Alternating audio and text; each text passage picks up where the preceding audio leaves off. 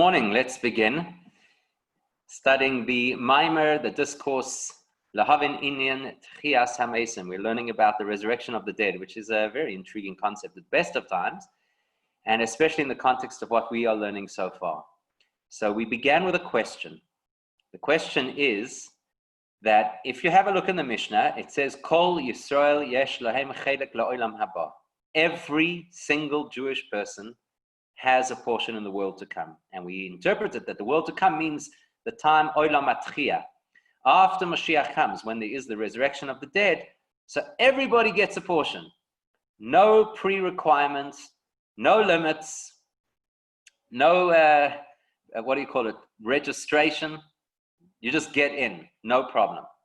And we found that to be very intriguing and a little counterintuitive, because we know that in order to access Gan Eden, which is the experience of the neshamas after a person passes away, there are requirements. In order to get into Gan Eden, a person has to deserve it. And we said that's counterintuitive. How could it be that to have access, to be able to enjoy a more limited spiritual experience, requires more prerequisite than to access a greater spiritual experience? And in fact, we said it, an exponentially greater spiritual experience. So that's our primary question. That's what's driving this mimer. So far, we have identified, we're building a case to try and understand what's going on over here. So far, what we've identified is that in order to get into Gan Eden, the prerequisite is Torah learning. And in order to gain access to Olam Haba, otherwise known as Tchias HaMesim, the resurrection of the dead, the prerequisite there is mitzvahs. Not everybody learns Torah, and even if we do, not everybody learns Torah at the same level or the same depth or with the same advanced understanding. That's why Gan Eden is not necessarily equal opportunity for everybody, because the experience of what leads us to Gan Eden is personal and unique. Mitzvahs, on the other hand, we said everybody has mitzvahs. Even Poishei Yisrael, those Jews who are the so-called sinners of Israel, are meleim mitzvahs karimoin. They are filled with mitzvahs as a pomegranate is filled with seeds. So that implies that everybody's got mitzvahs, and mitzvahs are the way into Olam Haba Tchias HaMesim. So everybody's got it. We're good. The only thing is that we then also learned that when the Mishnah tells us about Olam Haba, the world to come, the so-called Tchias HaMesim, it adds to that a quotation, a verse from the book of Yeshaya, which says that the Jewish people are Neitzer Mato'ai Ma'aseh Yodai Lihispoer. Hashem says the Jewish people are the branch of my planting, the work of my hands, in which I take great pride. And the implication of that is that it's being Jewish that gets you into the world to come, even without having done a mitzvah. So we need to understand this, because so far what we've said is in order to get into Gan Eden, you have to learn Torah. Not everybody learns Torah. In order to get into the world to come, you have to do mitzvahs, and everybody does mitzvahs. But on closer examination, it turns out that apparently in order to get into the world to come, you just have to be Jewish, even without doing mitzvahs. So now which one is it? Effectively, at this point in time, we've clearly got three different things we're examining. Torah learning, which is related to the disembodied experience of Gan Eden. Performance of mitzvahs, which is related to the post-messianic experience of the resurrection in its first level. And then, and it's important to emphasize this, and then a subsequent level, an experience which will happen also in the time of Tchias HaMesim, where we will be exposed to a deeper level of revelation of godliness. And that is related to who we are, the fact that we're Jewish, even before we do anything. Because that's a very brief summary of what we have learned up until this point. Currently, we're at the second paragraph of the page that you can see before you, right? V'yesh loymar. That's where we're up to. So v'yesh loymar, so he continues to explain the mashakasu b'chama drushim hu v'li'il, that there are various discourses across the spectrum of Chassidic teaching that all tell us what we've already established. Where we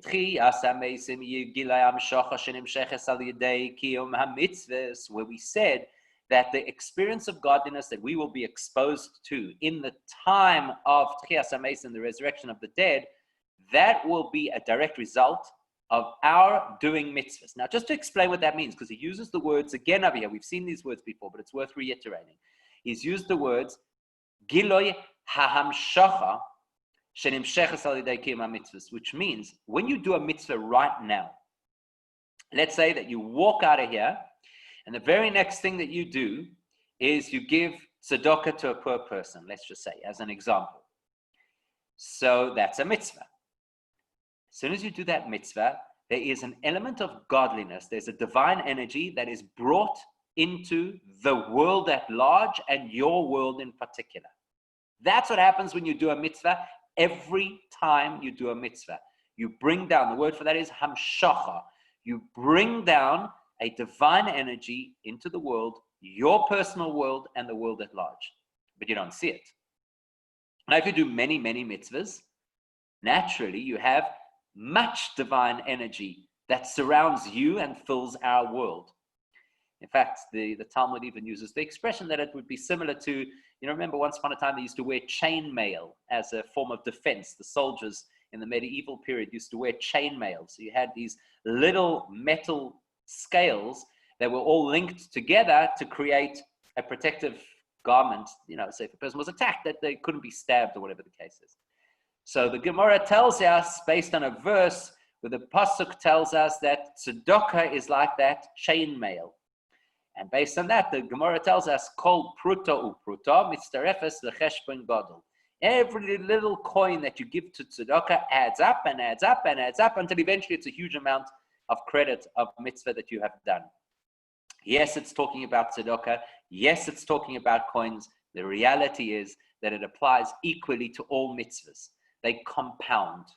So every time you do a mitzvah, it draws some element of divine energy into the world at large and into your personal world, and it compounds. Over the course of time, more and more of that energy collects around you, but you don't see it. You're completely unaware of it.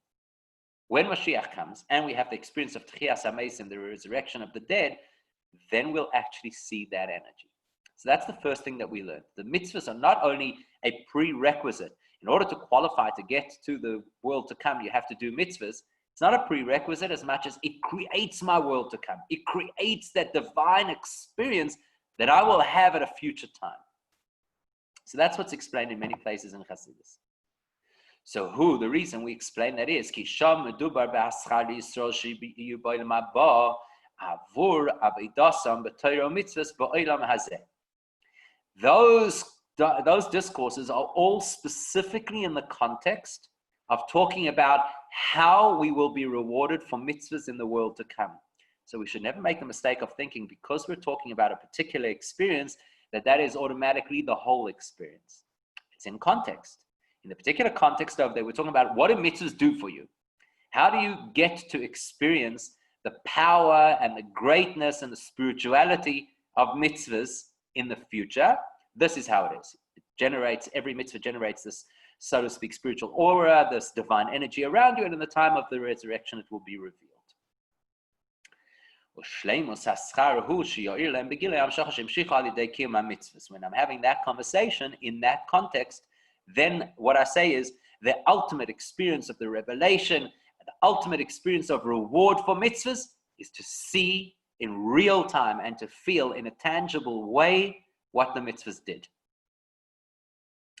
Therefore, if that's the context of all of those discourses in Chassidus,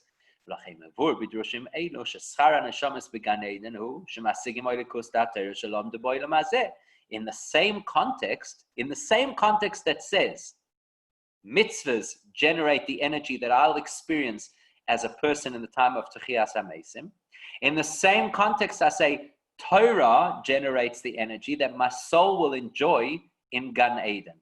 It's a continuation, right? We're examining what does Torah do for you? What do mitzvahs do for you? Mitzvahs give you the exposure to this great divine revelation that will happen in the time of the resurrection. Torah gives you exposure to the divine revelation that will happen in Gan Eden. The Torah, okay, so now in order to understand this, we have to go back to one of the core principles of how Chassidus describes Hashem's interaction with the world.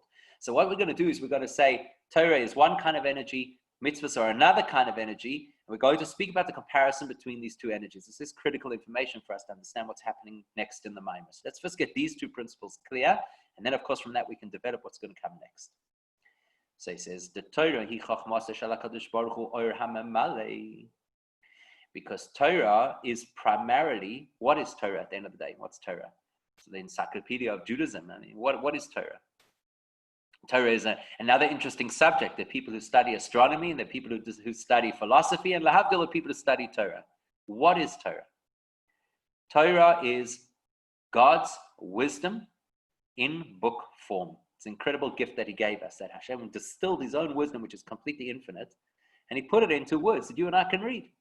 So, for example, you open up the Chumash and you read a story. It's wonderful. What a pleasure. Reading a story, how difficult is that? And the story has characters, and sometimes the characters are relatable. For example, people will tell you that you should never spoil your children because look what happened with Yaakov when he gave special attention to Yosef. Oh, it's relatable. I get it. And you could walk out of there and you can say, they were people as we are people. They had issues as we have issues. And the Bible is really good to us because it allows us an opportunity to read up on other people's experiences and to learn for ourselves. And that would be a terrible misunderstanding of what Torah is. It's not a book of stories. It's just that Hashem, in his infinite capacity, is so powerful that he can take his infinite wisdom and he can compress it into a story that you and I can read, and we can even tell our children, and they can imagine in their mind's eye what that story looked like. The thing we have to be careful of is not to now think that the story is the be-all and end-all of what that information. It's not at all. That's just the wrapper. Inside that story is divine wisdom. So that's what Torah is. It's divine wisdom packaged for human consumption. That's what the Torah is. In order for Torah to work, it engages a particular kind of energy which is called Or HaMamale, the so-called filling light. We're going to come back to that and see exactly what it is. But first, let's make a comparison to mitzvahs, and then we'll find the other term, and we'll compare the two terms. So all of that is going to be rewarded in Gan Eden, the world of souls.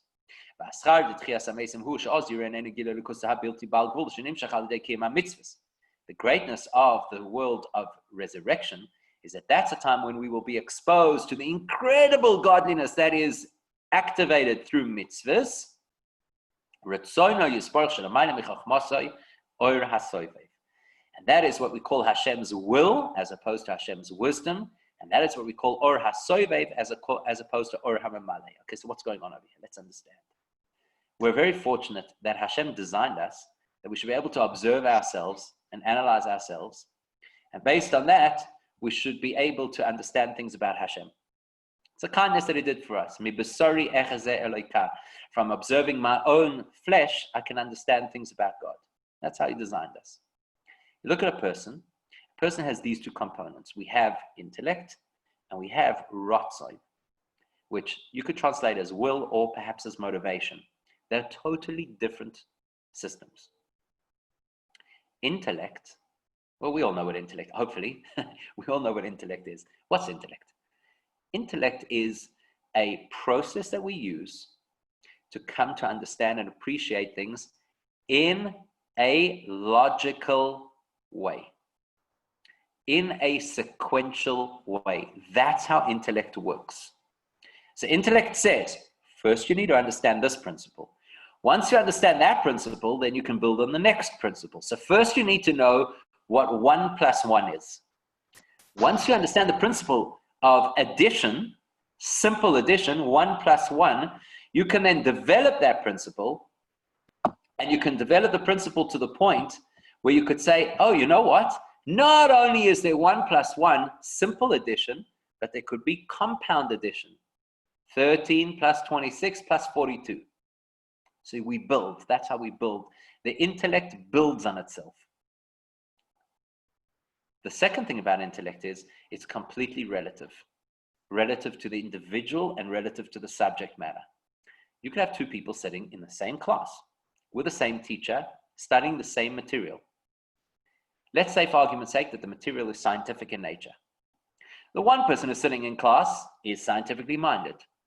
The other person sitting in class is autistic. So the scientifically minded person loves this kind of stuff and resonates with it and gets it and understands it and is able in a relatively short period of time to share that information with other people because they really get it. The person who's creative and artistic just doesn't speak to them. It's not that they're not intelligent, they just have a different intelligence. So the nature of intellect is not only is it sequential, so it builds step by step, but it's also personal. Not everybody has the same intellect, and therefore not everybody relates to the same intellectual information in the same way. So we're sitting now learning a minor. And right now we're talking about learning Torah and what it will do for us and how it gives us access to this wisdom of Hashem and thereby to Gan Eden. And you could all be thinking totally different things about that because you may have a different perception of what Gan Eden is. You may have studied a lot of Chassidic, so you might be very familiar with the concept of Memale Kol Olmin. This could be the first time you're hearing any of this information, so it's completely overwhelming. That's the nature of Seichel. It's personal. And if it's personal, it is individualized. We call that Memale. Memale means to fill. So just imagine for 1 second that you had a whole series of containers in front of you. Let's say one of them was a cup that holds, call it 125 milliliters. Another thing was a bottle that contains 750 milliliters. The other thing that you had was a little bowl that could contain 2 liters. And then you had a big bucket that could contain 20 liters. Now you've got water. So the Memale system is very simple. Into the cup, you can only pour 125 milliliters. And into the bucket, you can pour 20 liters. That would be considered Memale. You fill each thing according to what it needs. That means that you're aware, you're conscious of the individual. Now, it's not different with a teacher. No different. Teacher has a whole series of students. This student is more scientifically minded. That student is more creative. This student is more intelligent. That student battles a little bit. This student likes to work things out on their own. This student needs to be spoon-fed. So as a teacher, it's Memale. I have to know, how do I fill each member of the classroom with exactly what it is that they need? Torah is a fundamentally Memale form of engagement between Hashem and us. Hashem looks at us as individuals and says, here's a part of Torah that will speak to you. You enjoy the kind of thing that is esoteric, by all means. Books of Chassidus, books of Kabbalah. You enjoy legal things, by all means. There's a whole Gemara and a Rambam and Shulchan Aruch. You enjoy history, go ahead, read the Tanakh and all of the Midrashim. You enjoy philosophy, we'll give you a Moira HaNevuchim, or a Sefer HaIkrim, or a Rabbeinu Bechai, or whatever it is. So the Torah is designed to be quite personal. Now, the only thing is that in order to relate to individuals on a personal level, clearly you have to be somehow, to some extent, in their space. So the teacher is obviously more brilliant than the students, right? The teacher has already finished school and the students are in grade 1. So the teacher is obviously more advanced, but it's a grade 1 teacher. That means that the teacher knows how to relate to the reality of grade 1 students. If you had to bring somebody from MIT and expect them to teach grade 1 students, or you give Welt, you can only imagine what a disaster that would be. And they'll all walk out of there and say, we didn't understand a thing, and that person's useless. So the Torah is Hashem's way of being relatable, Hashem's way of coming into our space, acknowledging us for who we are, speaking a language that we can appreciate, coming, so to speak, down to our level. Incidentally, that's one of the reasons that the Torah is compared to water, because water always flows downwards. So the Torah flows down. It's Hashem coming down into our reality, making things that are accessible to us. The experience called Ratzoin is altogether different. What's Ratzoin? So again, people will translate Ratzoin as will, or Ratzoin as motivation. And motivation might be a stronger word. Let's not confuse Ratzoin with the things that I would like to have. So right now, as we're sitting here right now, it's quite possible that you're thinking, I really should have fixed a coffee before I sat down to this shiur because I'm a little bit tired, so I'd like to have a coffee. That's not a Ratzoin in the deep sense that we're describing Ratzoin over here. That's something you would like to have. So what happens if you don't have the coffee? What's going to happen? You know, those people have the t-shirt that says, nice person, just add coffee. What's the worst thing that will happen if you don't have coffee? You'll be a little bit edgy. You'll be a little bit tired. You'll survive. If a person had to go without coffee, I know everybody says, if I had to go without coffee for X amount of time, by the way, you shouldn't be drinking coffee now anyway, right? We're going up to a fast day. Don't they say you're supposed to detox in advance? People say, if I never had coffee, I don't know what would happen. I don't know how you do it, how you don't drink coffee. Trust me. If you don't have coffee, you'll survive. If there's no option, you'll learn how to survive. Because it's not a true ratzon. It's something I'd like to have. It's not something that defines the motivation of who I am. Ratzon is the motivation of who I am. So let's say, for argument's sake, you've got a particular dream that you've had your whole life. This is your thing, and everybody has their thing. This is your thing that you really want to succeed at.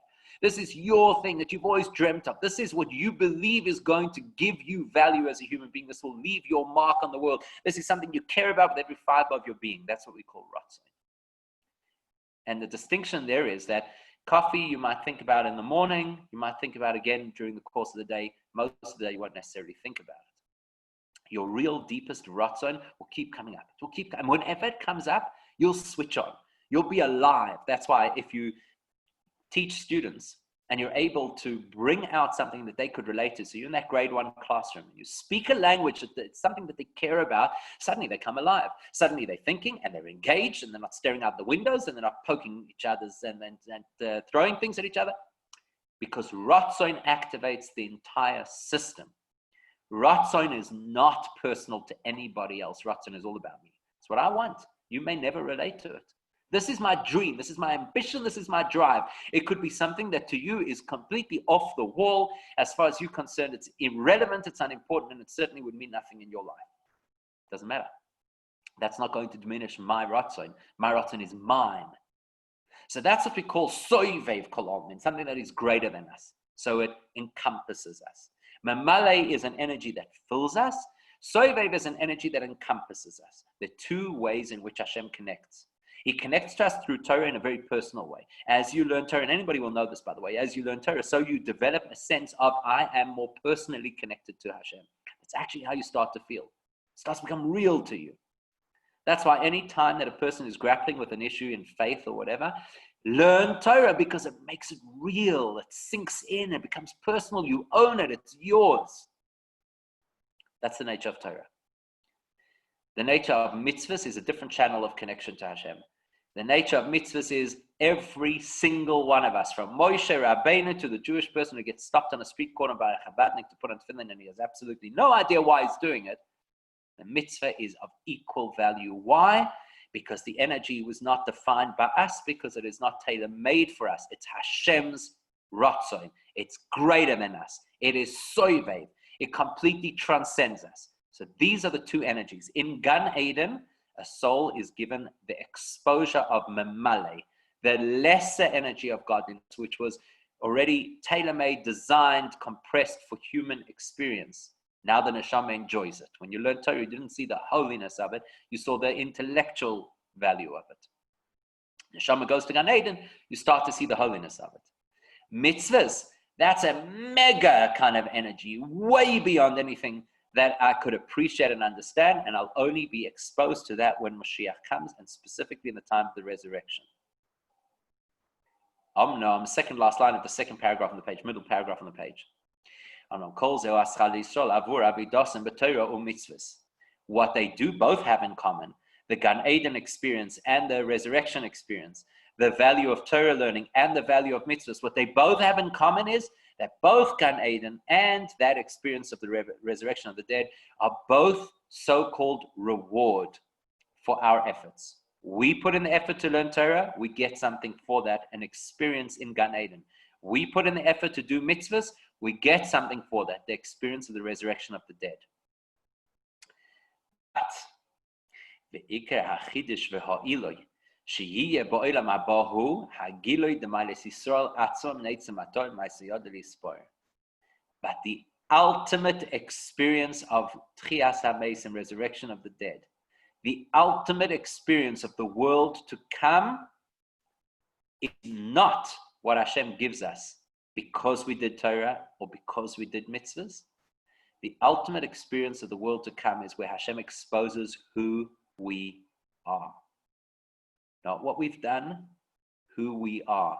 The greatness, the infinite greatness of who we are. And this is the real power that we're going to be learning about in this Maimer. So with that, we go now to Ois Dalet, paragraph Dalet, the bottom of the page.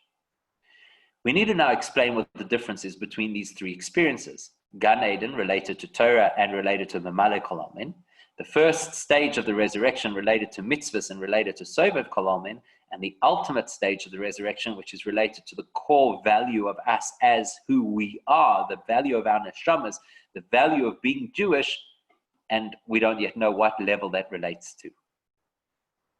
So in order to explain this concept further, the Gimel Madregas Gan Eden obeys Hadargas B'Trias HaMeisim, in order to explain the difference between the Gan Eden exposure and the two levels of exposure that will happen at the time of the resurrection. So in order to understand that, we're going to explain a fundamental difference between that so-called world to come and the time of Gan Eden. The Isa B'Gemara, the Gemara teaches us, Kol Anavim Kulon Lo Nisnabu El Yimois HaMoshiach. We know that the prophets speak at great length about the time of Moshiach. So much so that the Rambam tells us that all of the books of the prophets are filled with prophecies about the time of Moshiach. Now, you can only prophesy about something if you have some kind of an insight, right? The prophecy means that they had some kind of a glimpse of that reality. So the prophets were capable of predicting what's going to happen when Moshiach comes. Aval ha'olam haba ayin lo ra'asa elokim zulasecha.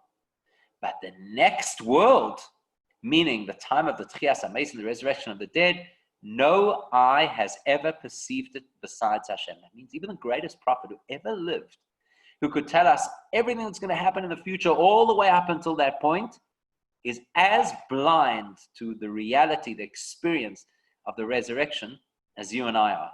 And of course, you and I, we're not prophets. I don't know about you, but I'm certainly not a prophet.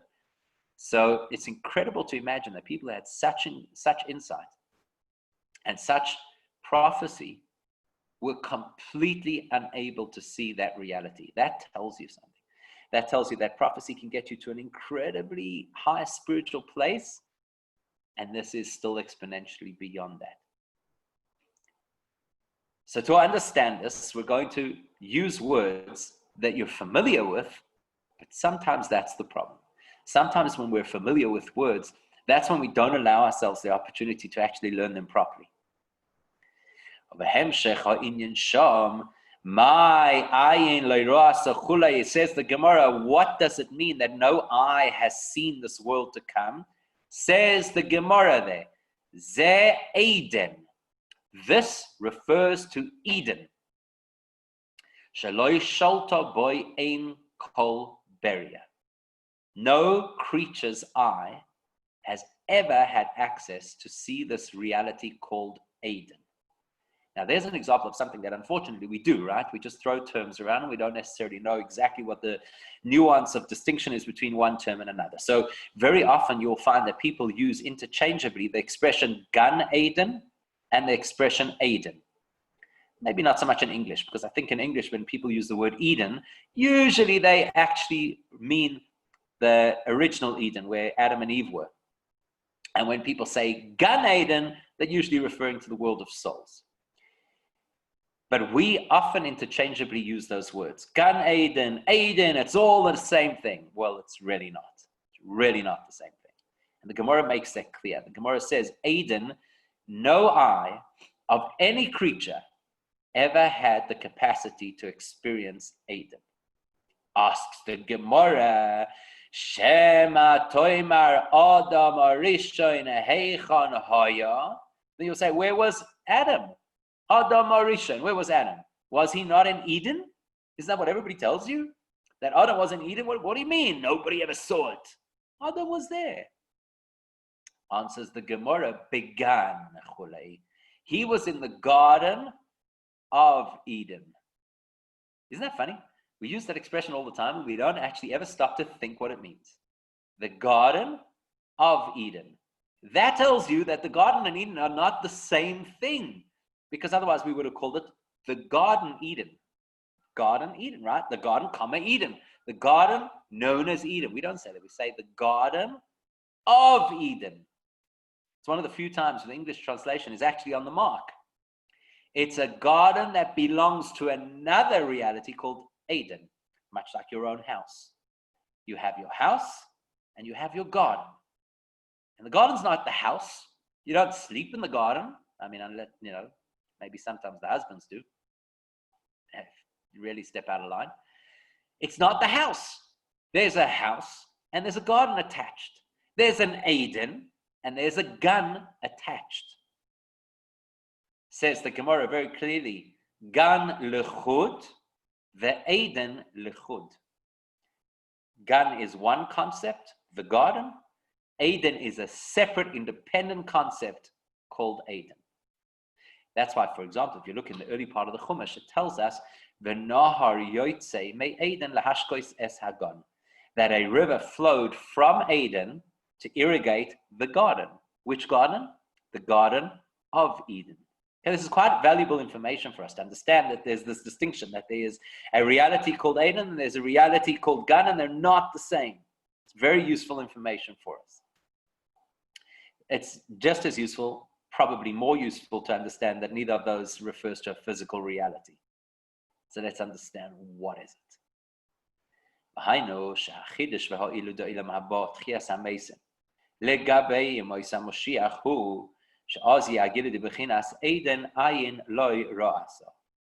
if you really want to appreciate what's so special about the time of the resurrection of the dead and what makes it greater than the period of Mashiach and even greater than Gan Eden, it's because the time of the resurrection, there will be an exposure of Eden. Now we need to know what Eden is, because this is going to be the pivot on which we're going to build our whole understanding of what's really going to happen in the time of the resurrection.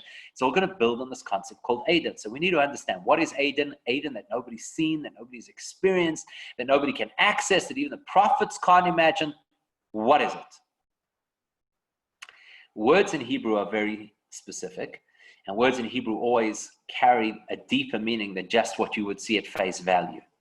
So if you understand the meaning of the word Eden, it will help to understand where this place is, where the spiritual reality is, what dimension of spirituality is this Eden.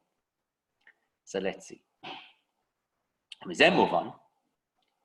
What we can understand so far, the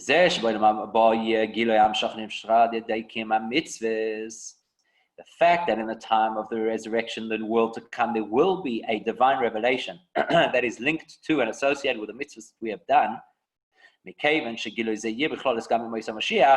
considering that we will already start to have exposure to reward for our mitzvahs, even in the time of Mashiach, before the resurrection, because the Seder is supposed to be, the order is supposed to be that first Mashiach comes, and then there's a period of time. Exactly how long that period of time is and exactly what happens during that period of time is debated between the various early commentators, but there is a period of time before the resurrection of the dead. Already in that period of time of Mashiach, we start to have reward for having done mitzvahs. So the fact that that is already available in the time of Mashiach before the resurrection, so that then tells me that can't be the real experience of the world to come, for a very logical reason. Everything is graded, right? How do we differentiate between our world, Gan Eden, the time of Mashiach, and the world to come? How do we differentiate between them? Because they're different degrees of godly revelation. So if in the time of Mashiach there's already the revelation associated with doing mitzvahs, then that can't be the unique factor of the time of the resurrection. There's got to be something else. We've got to work out what that something else is. So what is that something else? The ultimate of what will be revealed in the time of the Tchias HaMeis and resurrection of the dead is what is called Eden. Now, what does Eden mean in Hebrew? V'hu ha'tainug ha'atzmi shemis'aneg b'Yisrael shelamayla gam me'ha'tainug shemis'aneg b'mitzvahs. You know what Eden is? It's this intense essence of pleasure that Hashem derives from us as we are us, which is deeper than the tainug pleasure that he derives from doing mitzvahs. Okay, what does that mean? Well, first of all, we've already described that there is seichel and ratzon, two different ways that a person can experience something. You tell me, when you learn something and you get it, and maybe it was difficult to learn, maybe it was a really abstract concept and it took a lot of time until eventually you chapped it. So tell me something. When you chap it, isn't that satisfying? Isn't that amazing? Don't you feel great? Possibly one of the most satisfying experiences that a person can ever have is an intellectual appreciation of something. It's actually deeper and more compelling than the satisfaction, let's say, of having a good meal. Sometimes you sit down, oh, that was so delicious. But when you learn something, it makes sense. It's like, wow, there's an excitement. You're switched on. Why? Because intellect is one of the greatest assets that a human being has. It's what distinguishes us from the rest of creation. It's what puts us on a pedestal. So if you can activate a part of me that is who I am, intellect is who I am, it's what distinguishes me. I'm not an animal. I can think, I can philosophize, I can understand, I can research, I can appreciate, So you've spoken to something really deep. I feel exhilarated. You've switched on a big part of me. I'm on top of the world. Ratzon is deeper than that, which means that if a person has a very strong desire for something, a very strong drive for something, a real ambition, something that you care about, something that defines your life, something that you believe in so strongly, you're fighting for it, you're tenacious about it, you don't let the obstacles get in your way, you keep pushing yourself, what will it feel like when you eventually succeed? Think about it. I mean, we've all had this experience, right? Something that you really pushed for, that you really cared about, that was difficult, but you were committed anyway. How do you feel when you've reached that milestone? Even more exhilarated than when you've understood something. Because now you're talking to an even deeper part of who I am. You're talking about something that defines me. Intellect, yes, everybody who is human has intellect. And a whole bunch of us have this kind of intellect, and a whole bunch of us have that kind of intellect. So it's kind of a little bit more generic, even though it's very uplifting and very satisfying. But my unique personal drive, my personal dream, that business I wanted to get off the ground, that idea that I believed was going to change the world, that principle that I live for, and I'll teach everybody that principle, whenever I see success in that area, the whole of me is on fire. You can't say my brain is satisfied. You can't say my stomach is satisfied. I am a different person. You see this? When a person is working with their ratzon and succeeding with their ratzon and overcoming obstacles and achieving objectives, that person is pumped. That person has a reason to live. That person exudes energy. That person inspires other people because you can just see how alive they are with the things they care about. Now, the deeper dimension of ratzon is tainug, which means subconsciously, I actually know how pleasurable it will be to achieve my ratzon.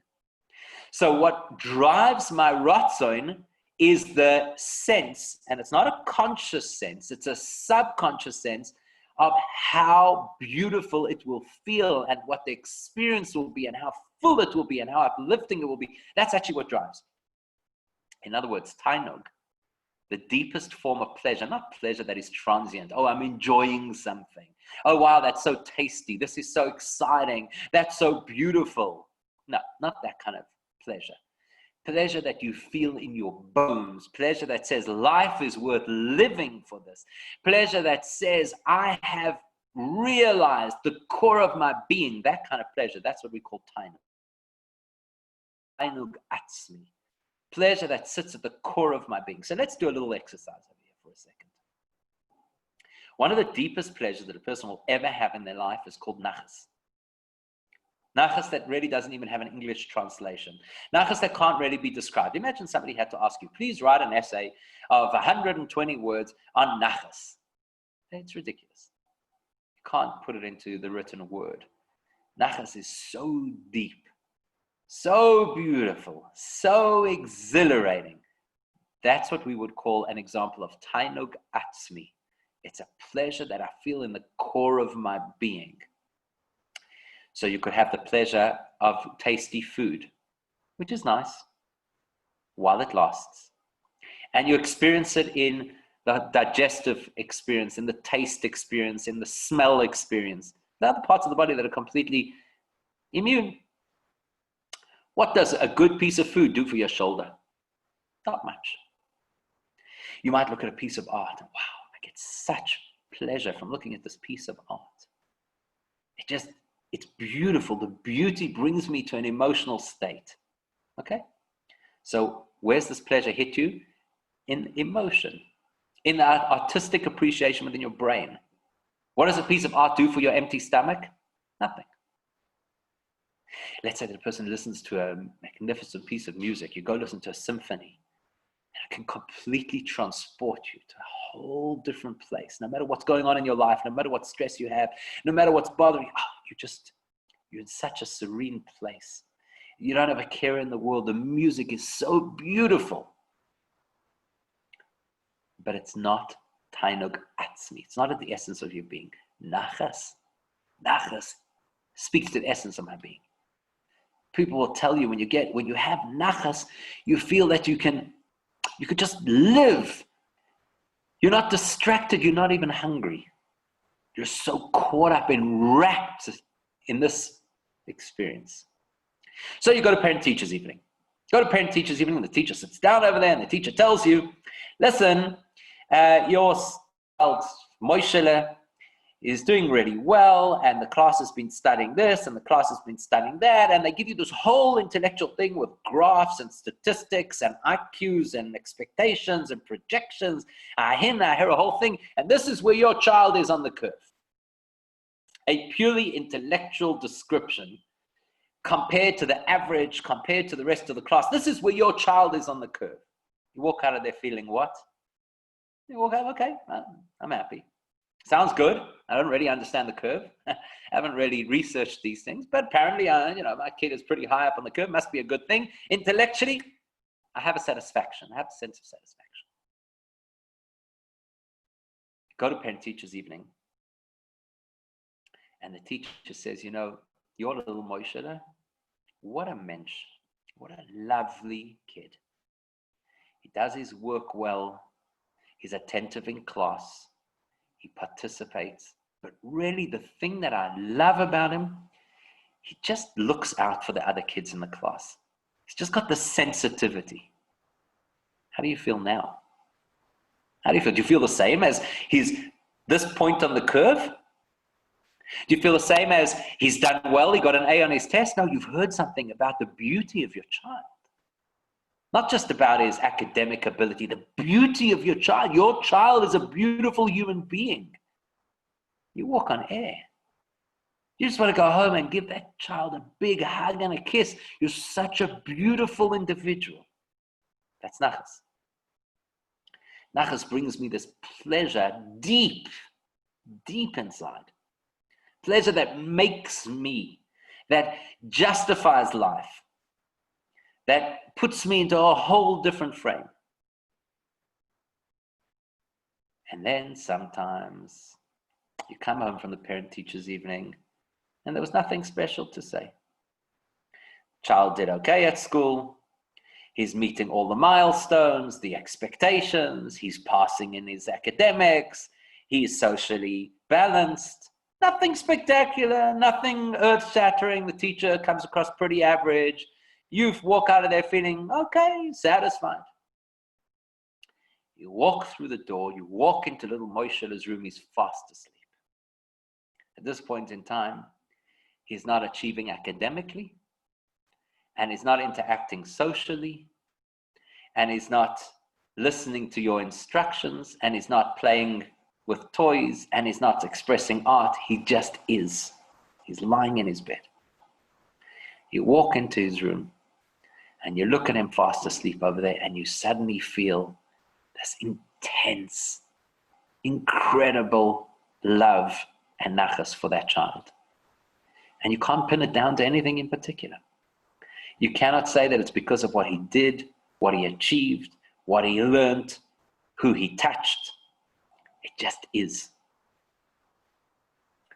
It is even possible that that kind of feeling, that kind of pleasure, that kind of nachas might even be deeper than the nachas when you got such an amazing report from the child's teacher. Because this is nachas of who that child is, not what that child has done. I love who that child is. That child, just the fact that they exist makes me feel unbelievable.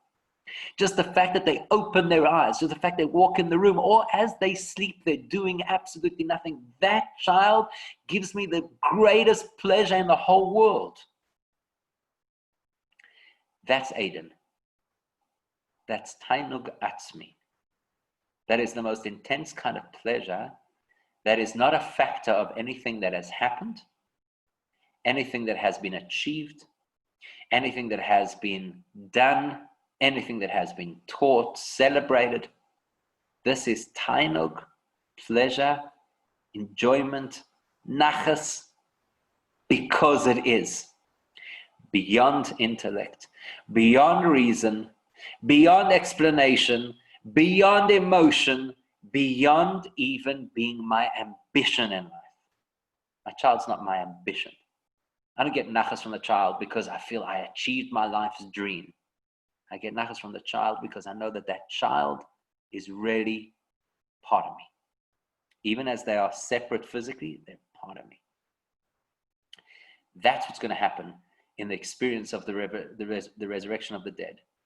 Tainug Atzmi, an exposure of Hashem's absolute nachas, absolute love, absolute joy and pleasure from the fact that we are, not from the fact that we have achieved. Ulahoyer, last line on the page. It's important to note that in many places in Chassidus, we describe the difference between Torah and mitzvahs. The Torah, when you deal with Torah, which is Hashem's wisdom.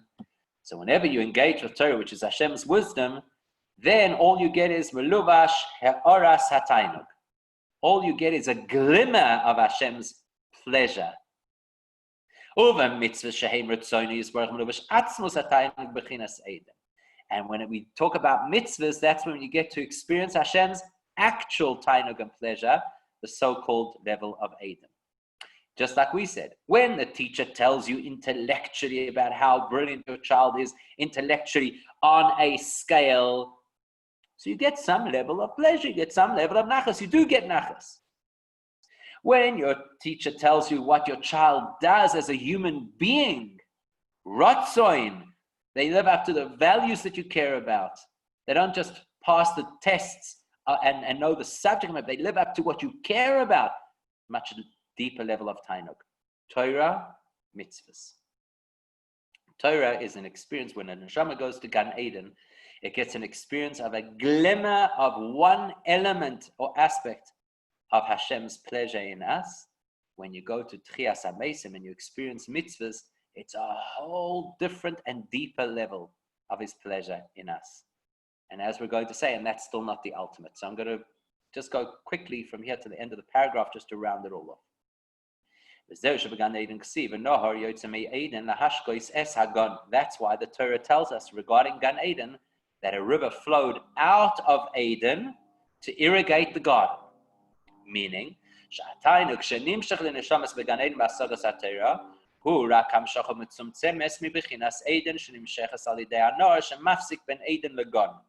this imagery of a flowing river coming from a source to the garden to irrigate it, that's the image of divine flow from a higher realm flowing down into Gan Eden to give us a sense of exposure, a sense of pleasure, of godliness. Just like if you had to go to a flowing river and it was fresh, cool water, so it would be an amazing thing, obviously, to drink that water. It's refreshing.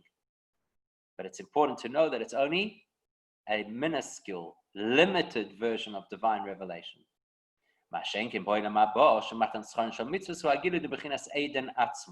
Whereas in the time of the resurrection, the world to come, there we will be exposed not to an element of divine revelation, but to complete divine revelation.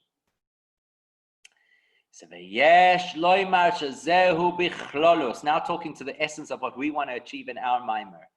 That distinction between Gan Eden and the world to come, that's speaking in general terms. In general terms, Gan Eden is a limited degree of divine revelation, and the world to come is a much greater degree of divine revelation. But more specifically,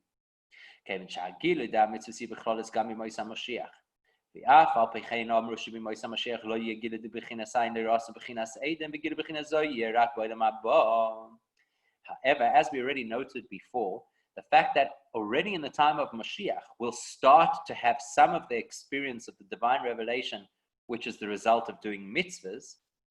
And we're also told that the world to come, the period of the resurrection, nobody can perceive, not even using the lens of prophecy. Muchach mizeh, it is obvious, she'ikar b'chinas eiden she'eh b'olam haba hu, shaz yizgala tainug ha'atzmi she'misaneg b'Yisrael shelamayla gam me'atainug ha'atzmi she'b'mitzvos. That indicates to us that the primary experience of divine revelation that will happen in the time of the resurrection is tainug atzmi. So let's explain it. Gan Eden, we will get the feeling of the pleasure Hashem has from us, similar to the feeling that you get at the parent-teachers meeting when you're told that your child is doing well academically and they're on the curve.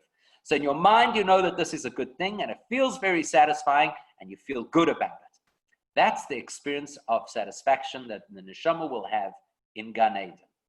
When Mashiach comes, that will be like somebody saying, look what an amazing person your child is, which gives you so much more nachas, so much more pride, so much more joy, so much more pleasure. My child is not just a walking brain. My child is a mensch. My child is sensitive. Wow. That's what happens when Mashiach comes. We get to enjoy the pleasure not only of the fact that we have studied godliness, but that we do what Hashem wants. And then in the period of the resurrection, which is the ultimate revelation, that's when we have the exposure of the incredible nachas and pride and joy and pleasure that Hashem has from the fact that we exist. Like when you watch your child sleeping and you just feel so happy that they are in your life. Even though right now they're not doing anything to earn that happiness. And even though right now you're not thinking about what they may have done in the past to earn that happiness, just the fact that they are the deepest pleasure that you could possibly have. That's the exposure and experience that we will have at the time of Tchias HaMesim, the resurrection. Now, with that in mind, we'll do a further exploration of the distinction between the different levels to get us to a point to understand why it is that there are entry requirements to get into Gan Eden and not to get into the time of the resurrection. By now, we've planted an incredibly important seed. You can probably already see how what we've learned will help us to answer that question. To be continued. Anybody who has any questions or comments, just allow you to be able to unmute. Or you could use the chat, obviously. Thanks, Rabbi. Pleasure. Thank you, Rav. Magnificent. You. Thank you. Beautiful. Thanks so much. Okay, everybody, a pleasure. Shkayach. Have a wonderful week. Stay safe. And Mashiach should be here before Tisha B'Av. Amen. Come now. Thanks. Amen. Amen. Have a good week. You too.